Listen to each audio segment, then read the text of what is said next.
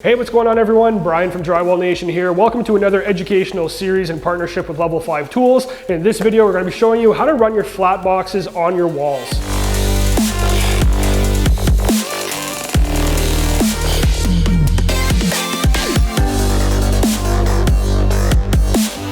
So I'm just going to take you through the motions as I get to work here.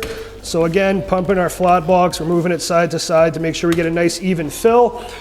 When you're carrying your flat box, you want to make sure to carry it right under the box itself where the handle meets against the flat box. You don't want to carry it by the brake. It's really top heavy and it creates unnecessary wear and tear on the brake. So carry it right underneath the box where your handle meets, and it's nice and easy to carry that way.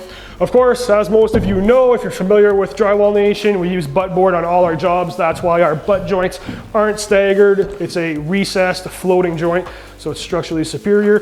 We're gonna go ahead and get started on our butt joint. We're gonna start at the bottom. I like starting at the bottom when I'm doing vertical seams because I find it easier to pull off coming from the top down. So I started at the bottom.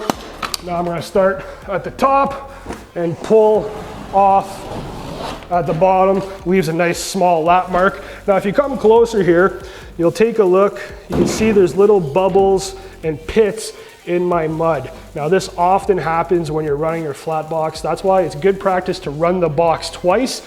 This is called chasing or tracing. So you can see those pits right now. I'm gonna go over it one more time.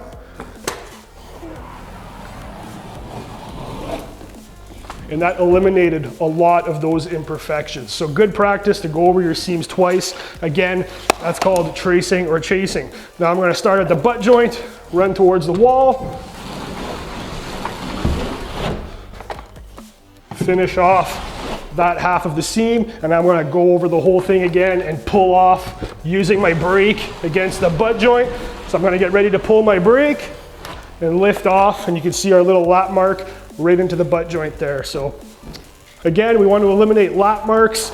So I'm going to pull this off right into the window. So I let go of my brake. We're going to go forward. As we get closer, I'm going to pull my brake and lift off so there's no lap marks. What you don't want to do, again, is go like this and leave a big lap mark in the middle of your wall if it's not necessary. So in this case, it's not necessary because you're not working between two finished walls.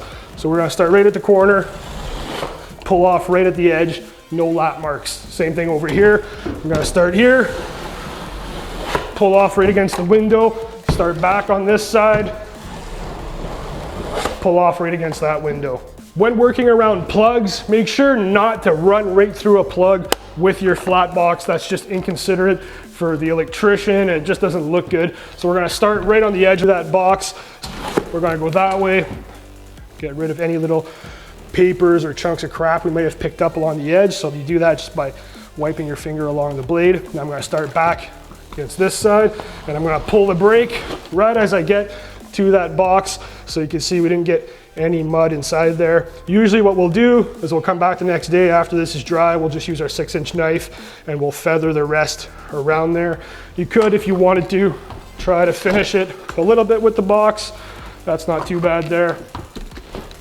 And we didn't get any inside the mud, any mud inside the receptacle. So same thing here. Don't start at the very edge and go right over your box. It's just not good practice. We're gonna start right on the edge.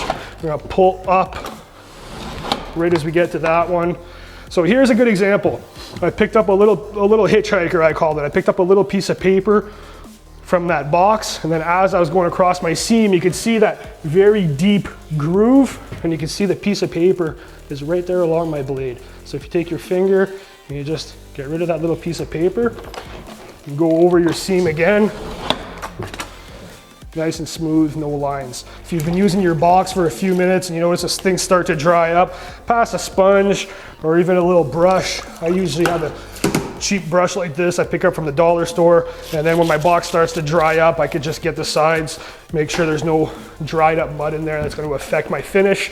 Again, we're going to be doing a vertical joint. This is our butt joint. We use Trimtex butt board. We don't stagger. We're going to start at the bottom, pull up.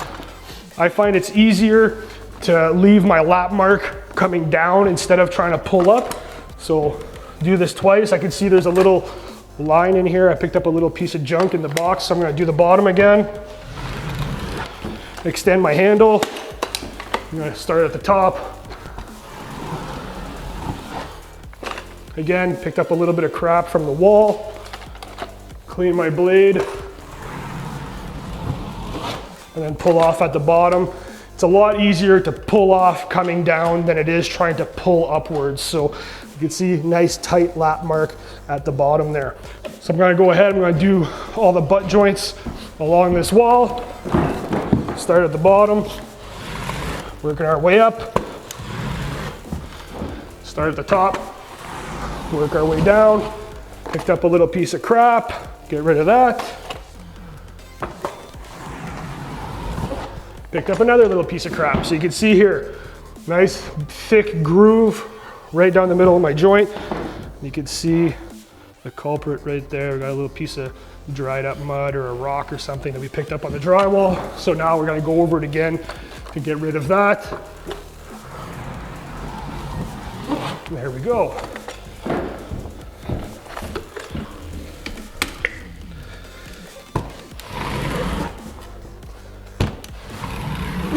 Another good tip for first timers, oftentimes people have a hard time judging where the center of their box is in relation to the seam that they're coating.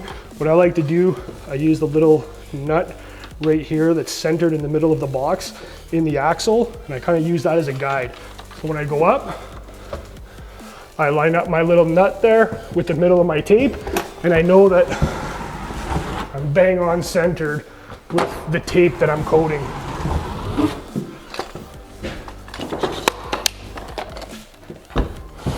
As you get more and more comfortable running the flat box, you can see just how fast it is.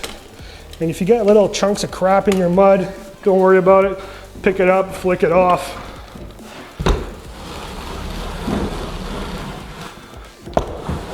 Where you'll most likely pick up those little chunks of paper or little gravel is around your receptacles, around window openings. If you run your box into it, your blade tends to catch those little loose pieces of debris.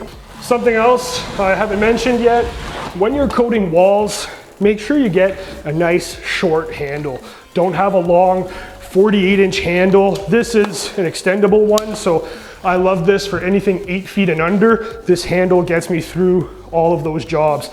I can comfortably coat walls. Whenever you're coating walls, you want to make sure that you're nice and close to the box.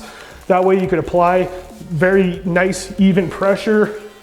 You're working close to the wall, and you're not 4 feet away. If this was a 4-foot handle, I'd be working from back here. It's a little harder to leverage properly. So having a nice short handle when you're doing walls, very handy. Every now and then, I like to just take my knife, very quickly clean the face, and then use a sponge or a brush and just kind of clean off the back of my blade so I know there's no dried up mud that's accumulating there.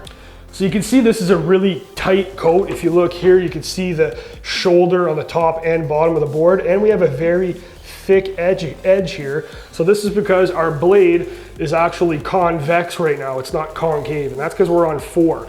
So I want to apply a little more mud, so I'm going to back it off. I'm now on 1, which means my blade's a little more concave. If I go over this one more time,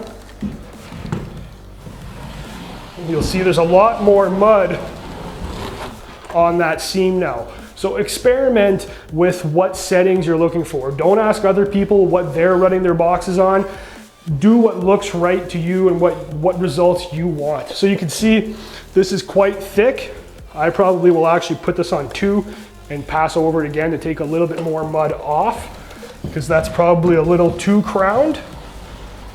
But that's the beauty of flat boxes. So now you can see how much mud I have on the face here. That's because I actually took mud off the wall. I wasn't pushing very hard, so it actually took mud off the wall and applied a little bit tighter of a coat.